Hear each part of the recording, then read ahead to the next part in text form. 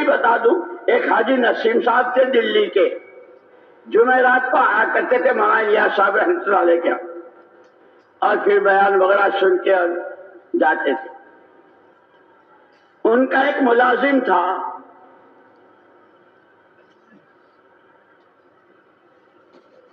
گھر کا کاروبار کا ایسا دیکھتا تھا، اس کو مولانا الیاس صاحب رحمۃ اللہ علیہ بھی پہچانتے تھے کہ حاجی صاحب کا۔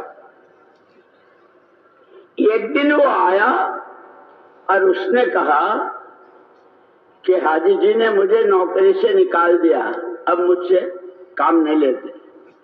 نوکر تو ایسا کہا کہ گھر کے چولہے تک، کاروبار بھی، گاڑی چلانا بھی، سب کچھ۔ کیا کہ حاجی صاحب نے مجھے نوکری سے اچھا، حاجی صاحب آئیں گے تو ہم پوچھیں گے کہ بھائی اس سے کیا ایسی غلطی ہوئی۔ وہ آتے تھے برابر جمعرات کو نظام الدین، تو حضرت مولانا الیاس صاحب رحمۃ اللہ علیہ نے کہ سنا تم نے اس کو الگ کر دیا؟ جی حضرت۔ کیسے؟ اس نے اپنے بیٹے کی دکان کھول لی۔ تو اس کی بیٹے کی دکان کھولنا کوئی گناہ ہے؟ نہیں حضرت، بات یہ ہے کہ جس وقت وہ میرے یہاں تھا اس کی سارے فکر، سارا ذہن دماغ میرے ہی لیے تھا۔ اب اس کی سوچ بٹ گئی وہاں بھی اور یہاں بھی۔